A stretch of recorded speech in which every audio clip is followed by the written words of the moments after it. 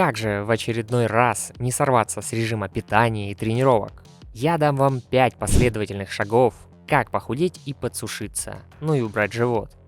А в конце расскажу, с чего все это начать и как похудеть с минимальным стрессом. Это канал Владарович, я уже 10 лет занимаюсь силовой калистеникой и поделюсь своим опытом и людей, которые приводят себя в форму с моей помощью. Первый случай, если вы при росте, скажем, 1,75 м, весите килограмм 95 и более, и это не мышцы. Тут вы скорее хотите похудеть основательно, и базовая подготовка в подтягиваниях, отжиманиях тоже будет слабенькая, а часто и вообще нулевая. Но это поправимо. Второй случай, когда телосложение уже плюс-минус нормальное, но не хватает очертания мышц, и животик, бока немного висят. Подсушиться бы на килограмма 3-4. Первый шаг – это питание. В классическом подходе к питанию, конечно, нужен дефицит энергии, калорий, чтобы худеть. Все знают, кто хотя бы немного интересовался темой, что существует извечное противостояние двух мнений. Кто-то предпочитает при похудении не сильно ограничивать себя в питании, но делать больше физических нагрузок. Например, такой подход предлагал тот же Денис Семенихин. Другая категория людей основной акцент ставит на исключительно питание, расчет калорий и так далее. В целом, оба этих метода будут работать, если у нас будет соблюдаться дефицит калорий и плюс-минус правильное питание. Есть такое понятие, как базовый обмен в организме. То есть это столько энергии, сколько нам надо для поддержания текущего веса тела. Ну и бытовых потребностей, типа ходить, сидеть, стоять, поддерживать работу внутренних органов. Лучше придерживаться постепенного изменения пищевых привычек, без строгих диет. Кушайте достаточно белковой пищи и постепенно ее повышайте в рационе, чтобы снизить потерю мышечной массы при похудении. По белку чередовать растительное, фасоль, чечевица и животные виды. Отварное мясо, курица, печень. Ну и творог, яйца, рыба. Но молочка в похудении – это отдельная тема. Также клетчатка, которая помогает выводить лишнее. То есть зелень для лучшего переваривания пищи, фасоль, чечевица, свежие овощи, морковь, фрукты. Все в зависимости от вашей индивидуальной пищевой непереносимости. Насчет жиров в рационе, они должны быть при похудении обязательно, как и достаточно белка. И урезать калорийность лучше за счет углеводов, как медленных, например, каши, так и быстрых, например, фрукты, сладости. Жиры, наоборот, положительно влияют на ту же иммунную систему, которая при тренировках немного просаживается, в том числе и из-за недовосстановления. Жиры помогают минимизировать травмы в суставах, колени, локти, плечи. По факту сами жиры не откладываются в лишний жир на теле.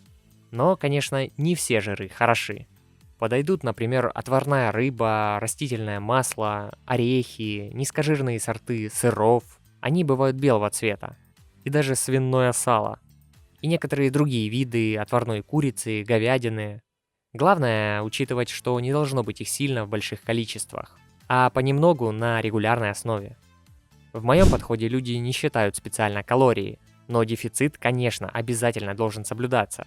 Мы меняем питание постепенно, уменьшая количество в порциях, меняя одни продукты на другие. Таким образом, нет заморочек, как у профессиональных спортсменов, и излишнего стресса, и затрат времени. Например, если вам интересно разобраться, как составить план питания и получить от меня примеры рациона, какие продукты на какие можно заменить для сушки или похудения, то напишите мне в личные сообщения в описании под видео, и за небольшую поддержку каналу я отправлю вам эти материалы. Второй шаг – это бытовая активность. Именно она на втором месте после питания, а не тренировки. Ведь если мы будем 3 дня в неделю, да даже 4, тяжело тренироваться примерно по часу, а остальное время условно сидеть на диване, то получается, что большее время мы проводим без активности, и тренировки не окажут такого эффекта, как могли бы. Нет регулярности движений. Дальше на протяжении дня пересмотрите активности. Например, любите позависать перед компьютером или телевизором после работы. Скачайте на телефон любимое видео или аудиокнигу и отправляйтесь на прогулку. с наушниками, на улицу или в зал, на вело или беговую дорожку. На протяжении дня можно на пару остановок раньше выйти из транспорта и пройтись. Подняться по лестнице, сделать уборку в квартире в конце концов. Такое повышение бытовой активности нужно на регулярной основе на протяжении дня. И чем больше, тем лучше. Третий шаг, наконец-то, тренировки. Силовые и кардио. Тренировки – это ускоритель. То есть похудеть можно и без них, но физическая работа поможет эффективнее это сделать и к тому же приведет мышцы в тонус. В качестве кардио я предлагаю два варианта. Всю ту же быструю ходьбу с примерно 65-75 ударов пульса от максимального на протяжении хотя бы получаса, регулярно. Почему же я рекомендую ходьбу, а не бег? Для большинства бегать будет более тяжелым началом активности, чем ходьба, и травмоопасным. При беге мы будем тратить больше энергии, но уходить будет и мышечная масса. А при быстрой ходьбе в основном это подкожный жир. Да и не так напряжно это выполнять. Дополнительно ходить можно позволить себе да хоть каждый день. Да, если мы достаточно кушаем белка, то мышцы сильно уходить не будут. Главное выработать привычку. Можете делать 10-15 минут. Отлично, начинайте, а потом повысите. Второй вариант кардио, который я люблю больше, это заменить бег или скакалку, что тоже в целом эффективно, на круговые тренировки. Главное, делаем не на скорость, а на технику и качество. Главное это время нахождения под повторяющейся нагрузкой и объем суммарной работы. Обязательно следим, чтобы дыхание не сбивалось. То есть тут те же требования, что и к легким пробежкам или велотренажеру. Упражнения выполняем наиболее легкие для текущего уровня, но базовые. Для кого-то начинающего и с большим избыточным весом. Это может быть, например, несколько кругов из отжиманий от лавочки или с колен, плюс подтягивание с резиной или с опорой ногами, плюс приседания и работа в вариациях планки. Соответственно, если ваш уровень подготовки выше, а вес уже в целом позволяет делать усложнения, то повышайте нагрузку. Используйте все те же 3-4 упражнения в одном круге.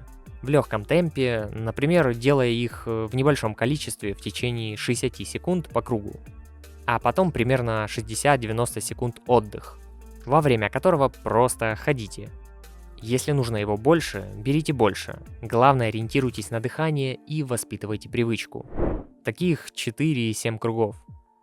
Кроме так называемых кардионагрузок, еще используем и силовые, так как они наиболее энергозатратные, что нам и нужно, и нацелены на проработку ваших мышц. То есть это уже будут полноценные подтягивания, отжимания от пола и на брусьях, в той сложности, в которой можете, по подходам, и приседания и другие упражнения на ноги, ведь они помогают добиться еще большего расхода энергии. О тренировках много видео у меня на канале. Если будет интересно составить индивидуальный план тренировок с моей помощью, то обращайтесь в личные сообщения. Мой тренировочный стаж с 2011 года. В целом, если вы недавно начали тренировки, либо давно занимаетесь и застряли, хотите быстрее прогрессировать, наверняка у вас накопилось много вопросов. Я подготовил для вас электронную мини-книгу. Там описаны практичные вещи по тренировкам, ошибки и приведен рацион питания. Если хотите поддержать канал, заходите по ссылке в закрепленном комментарии. Я отправлю книгу каждому за поддержку донатом на удобную вам символическую сумму. Это моя мотивация улучшать контент и работать дальше. Четвертый шаг – восстановление. Основное – это, конечно же, сон. Его пользу сложно недооценить, но легко переоценить. Тело восстанавливается во время полноценного сна. Лучше происходит обмен веществ и, как следствие, сжигание жира. Если вы долгое время чувствуете себя сонным, невыспавшимся, то такие тренировки не особо принесут эффект, и можно рано или поздно вообще травмироваться. Второй момент в восстановлении – это количество тренировок. Для большинства людей, и учитывая график работы и другие моменты, стоит выполнять, скажем, 2-3 силовые тренировки в районе часа с разминкой. И легкое кардио в дни отдыха, либо в отдельное время этого же дня. В целом, кардио можно не считать за тренировку, тут ведь вы не работаете на износ, а идет более восстановительная работа, Например, если это просто ходьба или легкий бег. Ну и пятый шаг – это ваше желание похудеть или просушиться и так называемый страшным словом режим. Как теперь объединить все предыдущие пункты? Какова вообще вероятность того, что, досмотрев это видео до конца, вы ничего не начнете делать, потому что сложно? Для начала пересмотрите свое питание. Не отказывайтесь сразу от всего. Попробуйте заменить конфеты и выпечку на сухофрукты. Хлеб на хлебцы, колбасу на белый низкожирный сыр, добавить зелени к мясному, пить на 1 стакан больше воды. Какой-то из приемов пищи можно сделать один правильным и постепенно менять рацион. И понемногу порции поменьше. Физической активности начните 2-3 раза в неделю, просто выходить на часовые прогулки, если уж совсем тяжело. И просто отжимайтесь в некоторые дни. Как только вы привыкнете, повышайте нагрузку. Я это к тому, что вся сила в маленьких шагах, и тогда и срывов не будет. Обсудите с близкими, что для вас это важно, и чтобы не предлагали вам лишнюю жареную котлетку с колбасой и хлебом. Запланируйте свой успех. А для закрепления этого материала, расширенную текстовую и аудиоверсию сюжета, я оставлю в большой группе единомышленников по тренировкам с весом тела. И нас там уже более 4000 человек в телеграм-канале. Там же есть и общий чат для обмена опытом с другими атлетами. Можно задать вопросы, почитать мои статьи. Заглядывайте под видео. Подписывайтесь на канал, ставьте лайк и пишите в комментарии, если у вас остались вопросы. Отвечать стараюсь каждому. Нажимай на плейлист на экране и смотри другое полезное видео. Атлет спит в каждом из нас, и я его разбужу. Автор сюжета – Владарович.